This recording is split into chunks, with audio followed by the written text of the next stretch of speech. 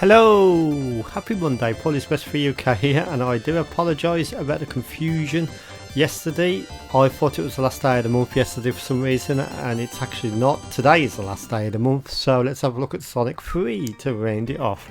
So yeah, this is a third instalment of the Sonic games on the Megadrive, and you got sort of save files on this one. So if you've got the original cartridge, you might want to investigate if the CR2032 battery has still got any charge, or if there's any other style battery in it. So you can actually choose your character on this one. So we got Mario. Oh, I can't believe I just said Mario in a Sonic game. We got Sonic and Tails, or Sonic on their own. So you can actually decide if you want Sonic and Tails. I like that in Sonic 2, so let's do that. So on opening the game, we got our introduction sequence here. So not sure that is some sort of yellow Sonic. Metal Sonic, I think that is, maybe. Whoa, Knuckles. So he nicks all the emeralds. So onto Angel Island. Now of course, this is going to be a multi-layered parallax scrolling game, being a Sonic game. They had to enhance the experience into Sonic the Hedgehog 1, of course. It makes good business sense to make the sequels better than the originals, which doesn't always happen, to be honest. But yeah, this has got a lot of multi-layered parallax scrolling in it, which is always good to see. It gives illusion of depth, and I'm a massive fan, if you don't know already, of multi-layered parallax scrolling, and just single-layered parallax scrolling as well.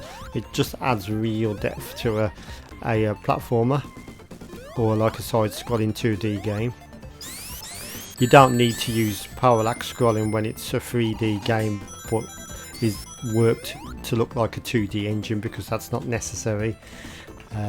Later consoles did that, like PlayStation, Nintendo 64, etc. If you had a 2D game on a Nintendo 64, for example, it would just use a 3D engine to make it actual depth rather than illusion of depth. But yeah, this is Sonic 3, and yeah, they have done well on this as a third installment of the game. It's got excellent graphics, brilliant music as usual, and some lovely effects. And yes, so it's definitely a Sega quality. To be honest with you, if you bought this back in the day and you was used to the previous two games, yeah, I don't think you would have been disappointed with this new adventure that Sonic and Tails entails this time. I think it's an absolute wonderful game, actually. Really shows.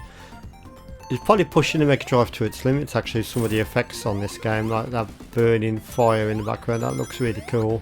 And the Megadrive was released a long time before this game was, so they're probably using some advanced programming techniques to get the desired effect out the aging hardware at this point. It's one of the later games. Interesting fact, I don't know if you know this, but you can plug cartridges into cartridges when it concerns the Sonic and Knuckles game.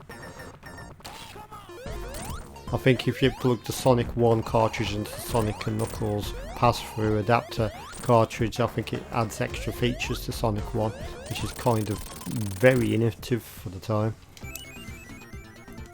So it makes you want to revisit Sonic 1 if you've recently gone and purchased that Sonic and Knuckles cartridge, which is really cool, to be honest, especially for the 90s. So on to Act 2. Now, as you can see, it didn't fade out or anything. We're just continuing on the action. There was no blank screen or anything between levels, so it's quite seamlessly the way it does that. Whoa! So I can show you the bonus stage now. Now on this one, it's like proper rotating 3D. It's like a sort of more enhanced version of the Sonic 2 engine, which is pretty good as well, to be honest. That was a really good bonus stage on that as well, wasn't there? So on this one, you've got to collect the blue spears without eating anything else. So don't hit the red spears, don't hit the stars, don't go back on yourself and accidentally hit a red spear, because every time you walk over a blue spear, it will turn into a red sphere. So yep. Oh, misjudged that. It's all about the judging, and yeah, I misjudged that. So yeah, really good game, really good experience. Sonic games are always going to be the best in terms of quality. the first party games they want to really show off and their hardware, so they're going to make quality games. Nintendo's exactly the same.